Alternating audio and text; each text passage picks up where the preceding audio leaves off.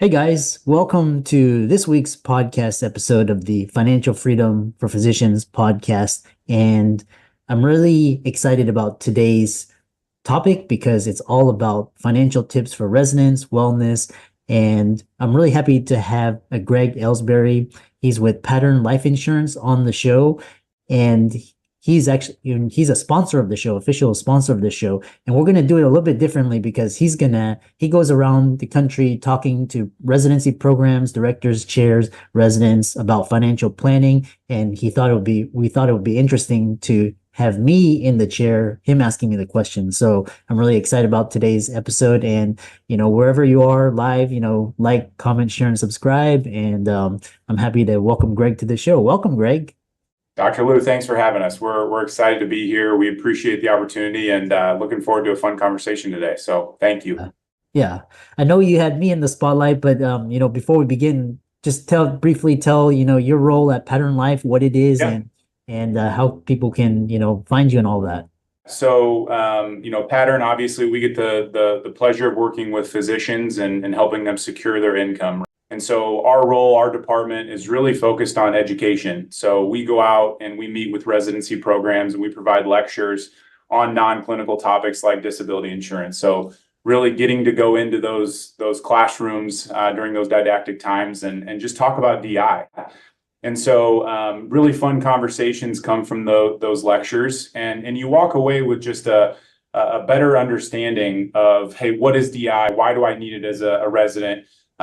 What can I plan for? What does the process look like? So, as Patterns kind of progressed over the last 11 years, we want to look at how do we give back? How do we help provide education to institutions across the country? And it's a fun gig. We look forward to more of those in the future. Yeah.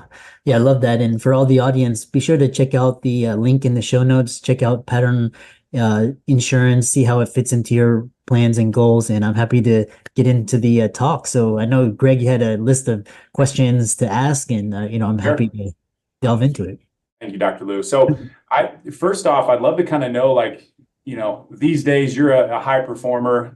What's on your mind? What are you doing to kickstart the day? What are you doing to stay focused? Anything new, exciting, or kind of just the standard stuff?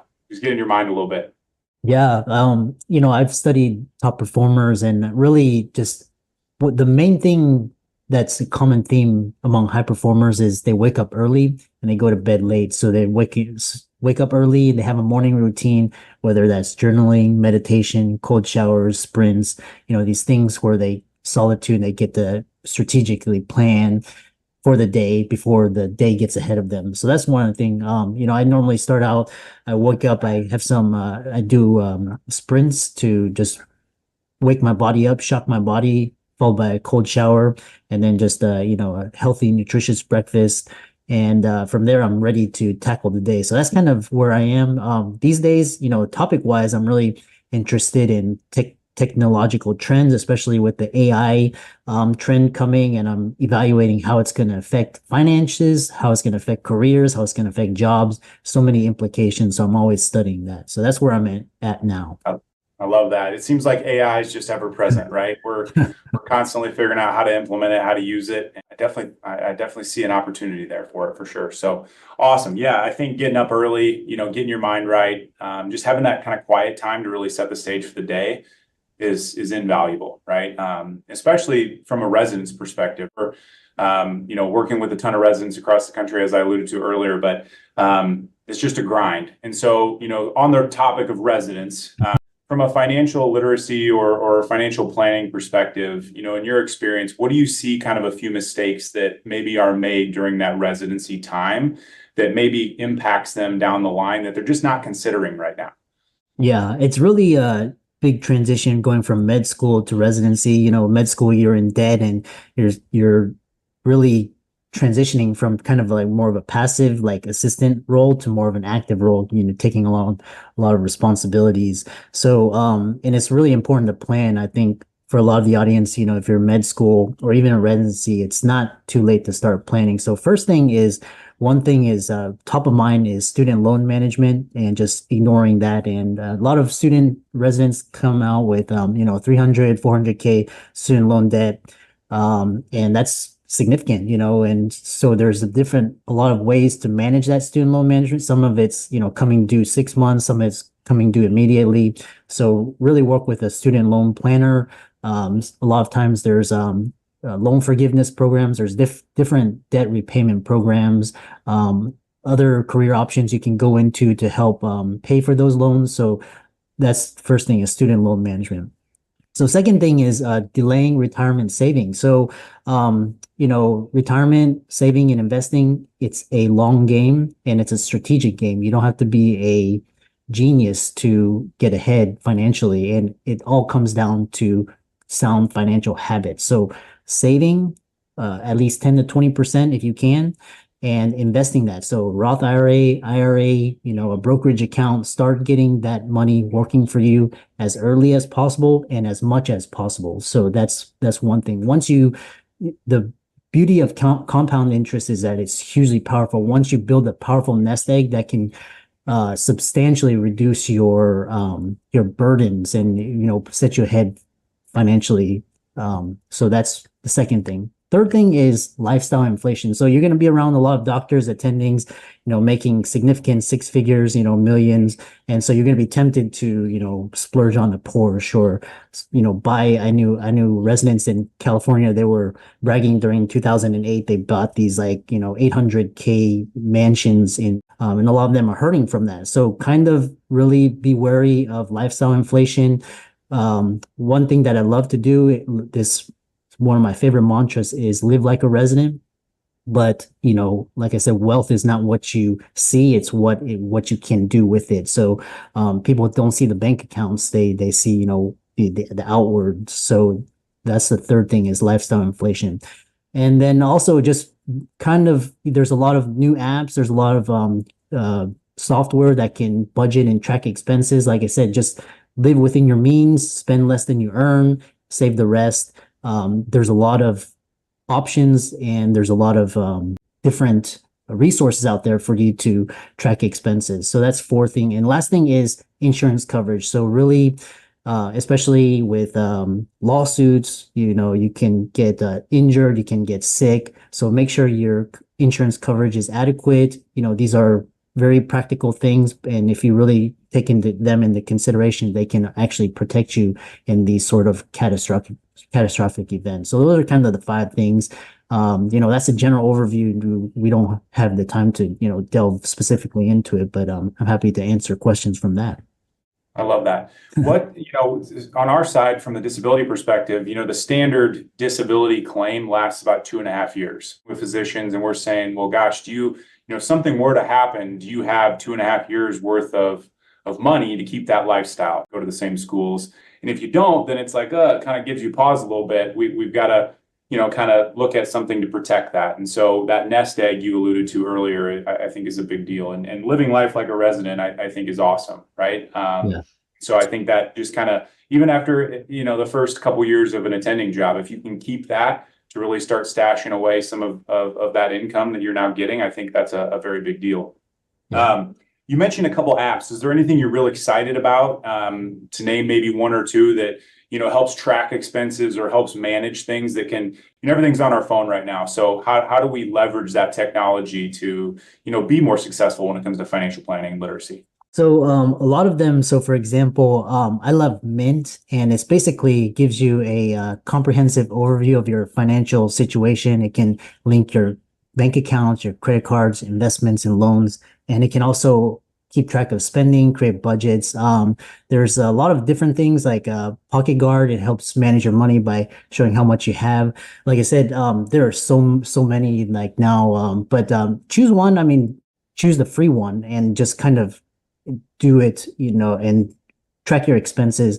I know a lot of residents, they don't want to use these. They just use Google spreadsheets, and every month they have, income, they have a balance, and they do it that way. But, there's a lot of different apps. I like Mint. It's really easy to use and it's very popular. So those are kind of the ones. Awesome. That's awesome. Just being able to get an alert of saying, hey, here's what you spent this month, right? Like that, just staying top of mind, I think is awesome, especially from a resident's perspective, and so, as you shift from residency and going into either a fellowship or your first attending gig, there is that, I want that Porsche. Right now I'm making 5-6x what I was making as a resident. How do you live? Because you've lived it. How do you live like a resident? How do you keep that mindset? I mean, I know there's a lot of discipline involved there, but in goals and goal setting that kind of goes on through residency. But how do you keep that discipline so that you can, see that light at the end of the tunnel, right? Yeah. Yeah. Really, I mean, like you alluded to, it's all about discipline. And the reason why I love studying the top performers, because it's all about discipline. And case in point is professional athletes, just top performers, top surgeons, top physicians, all these CEOs, people that are really excelling, it's all about discipline. So, I mean, once you develop habits and discipline, it's all about execution. So, like I said, financial freedom and financial independence.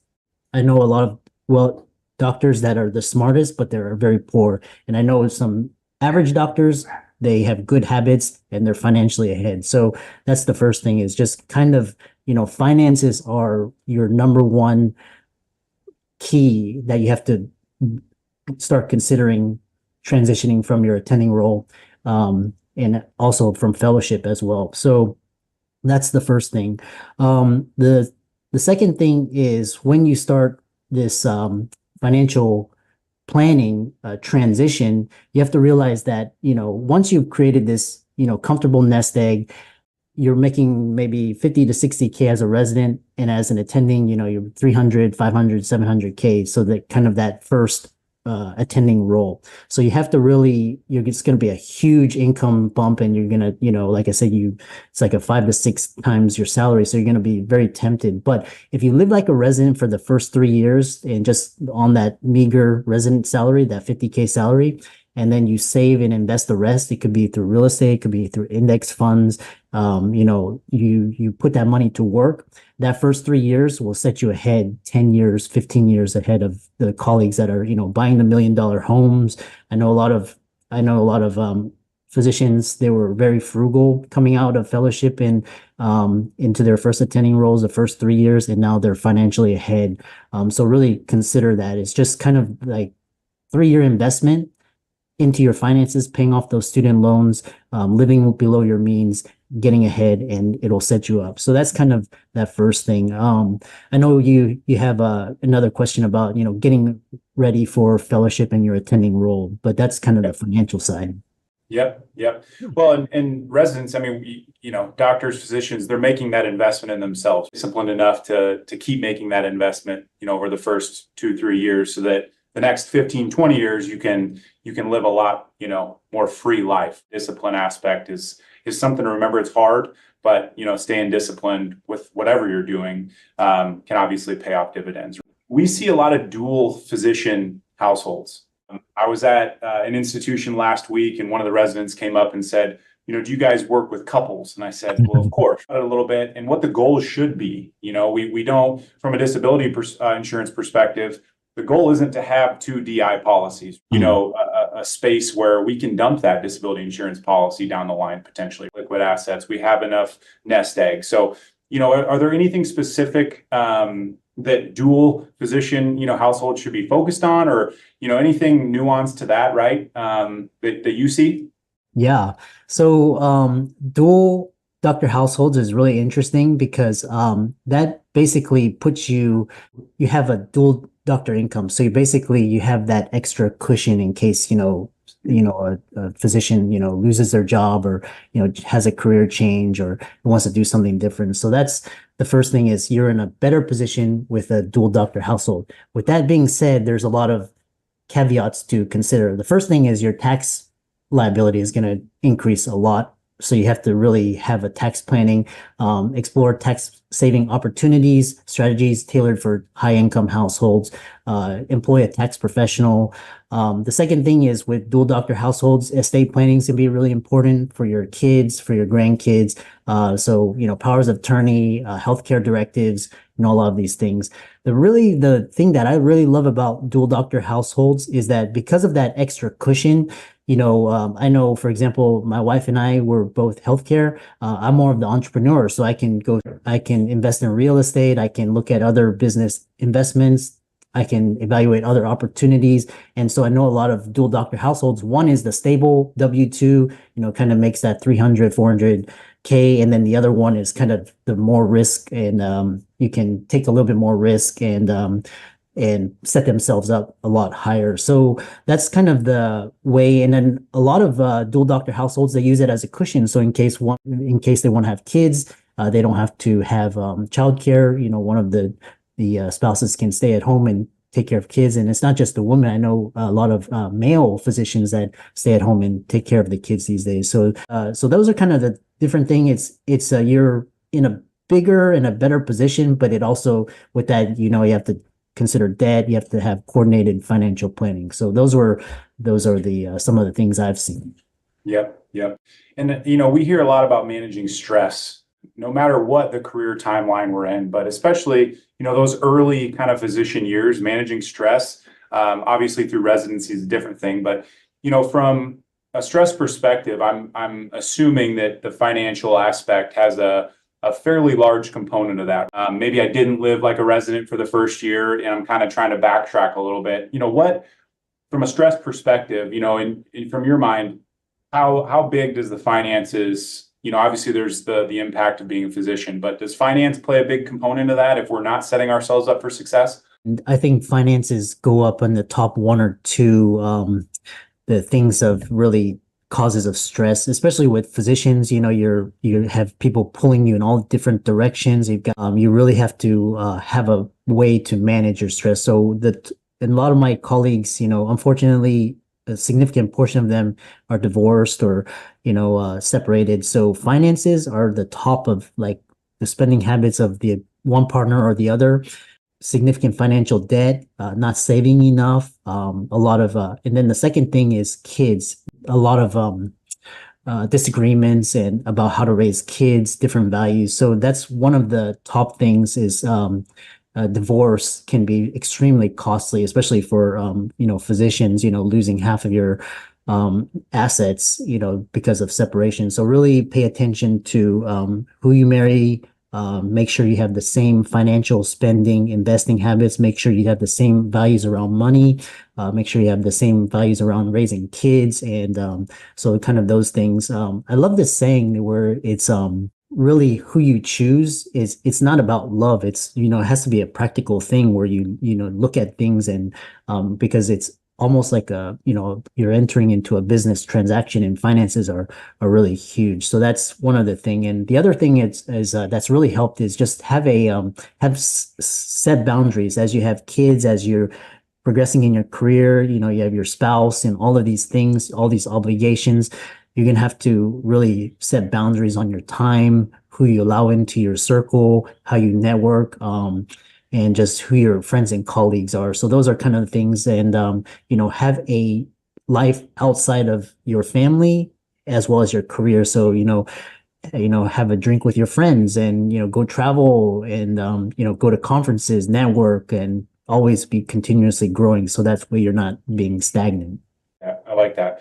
One of the things you just mentioned was your circle of friends, and I equate that to trust. And so working with residents, obviously, they're being sought after. Individuals who are going to be very, high income earners, they're getting sought after left and right from financial advisors, from financial planners, insurance companies, wanting to sell them everything and anything under the sun. Right?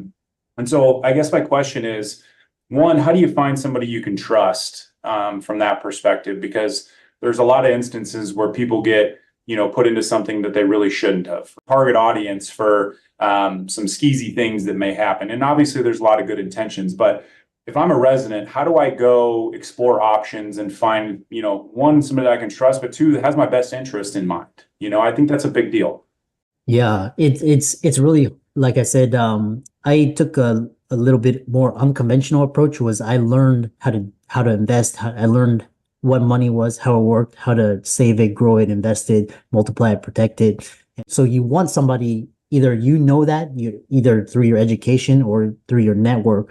And if you can learn it and just if it can save you a lot of money, it's going to take a lot of years of hard work and a lot of education. So one thing is always continuous education for yourself. The one thing that really gets doctors is these high fees. So it could be mutual funds, could be all these different vehicles. All these are high fees, for that company that's selling those. And again, physicians are a target because they're high income. So they need to be worried that as a physician, they're going to be sought after and pitched a lot. So that's one thing, is educate yourself, learn from, talk to other attendings that are successful, that are living the lifestyle that and the values that resonate with you. So one thing, when I was a resident, I always saw the attendings that I wanted to emulate and be like, and I sought their advice, not just clinically or career wise, but financially, who do they use? So that these things. And then you have to, once you have a list, it's basically kind of narrowing it down, and you talk to a lot of people that you can ask the hard questions. And if there's something, trust your gut. If there's something off, then there's usually something's up with that. So it's going to take a lot of talking to people, educating.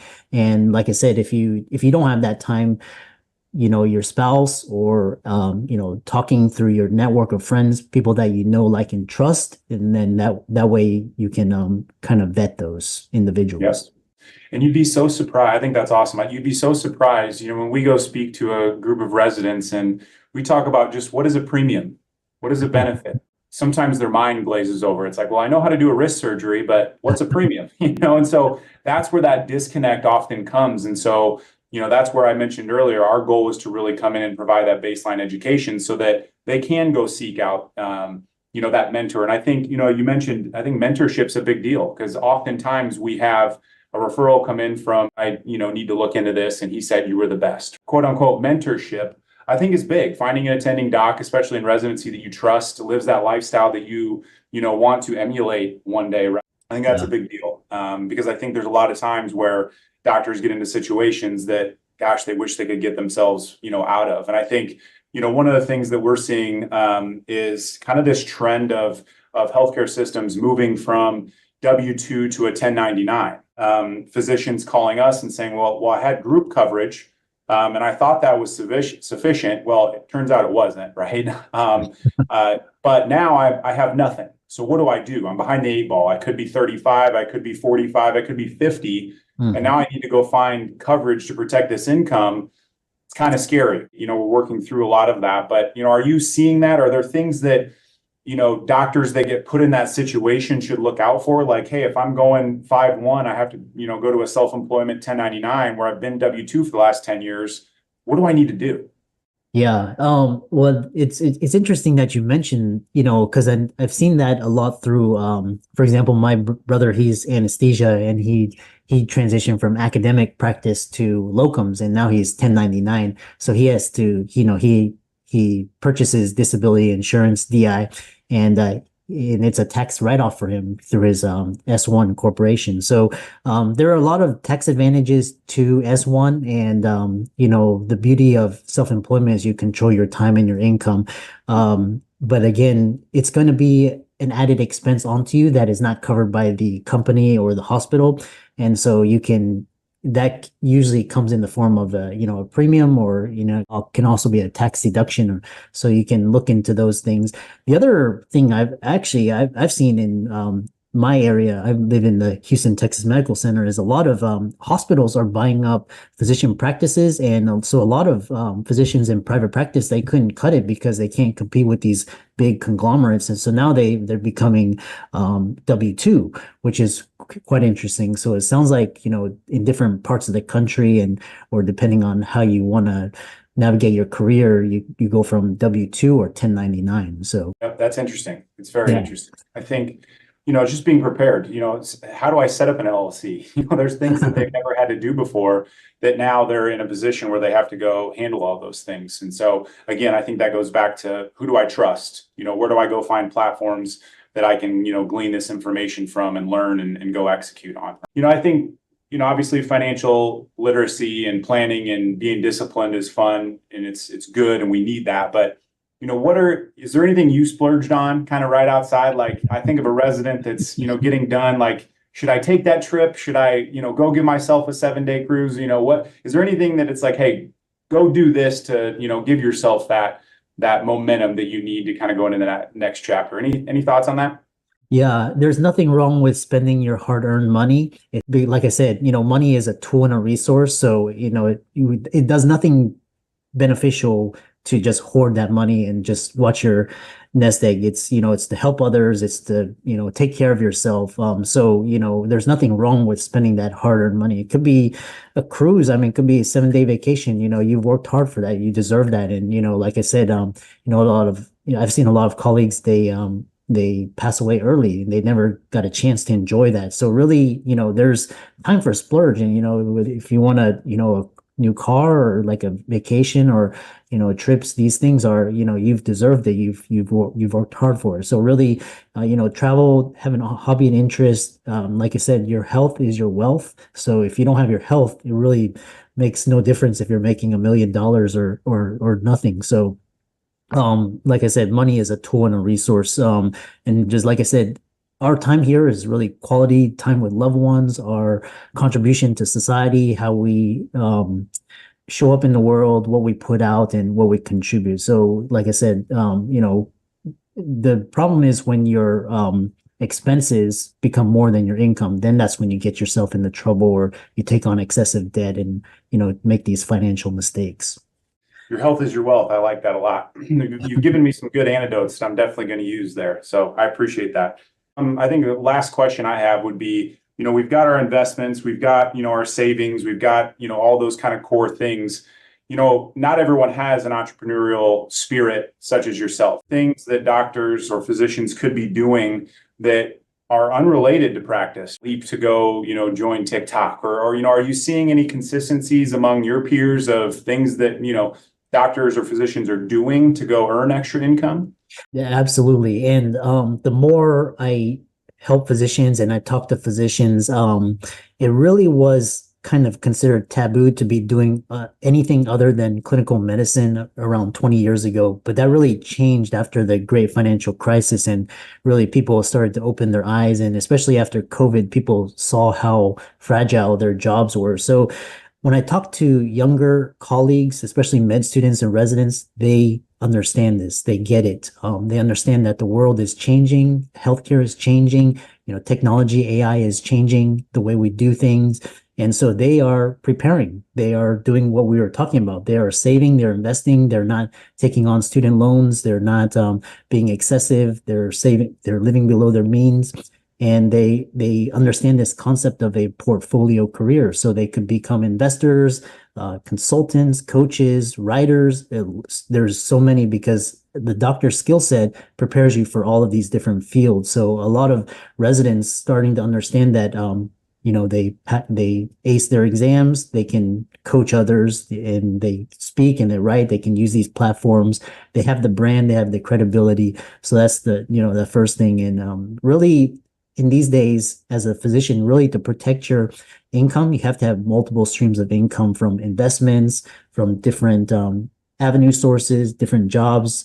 And the younger generation really gets that. I think when I talk to the kind of the established career and with all these transitions and COVID, it's just very disoriented because they've always been accustomed to this idea of a single job and staying there for 50 years, but that's really changing these days.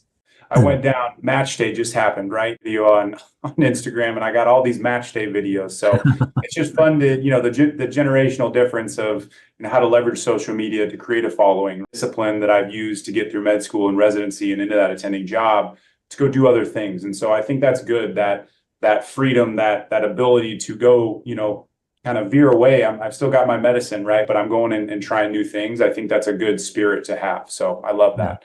Well, gosh, I hope this has been fun for me just to kind of flip the script a little bit. I hope it's been fun for you, and I appreciate you taking the time to let us ask you some questions. This has been fun. And I love this, and for all the audience, let's thank Greg for coming on, and all of his resources will be in the links and show notes. Be sure to give Pattern a like and follow on social. And with that, thanks so much for coming on.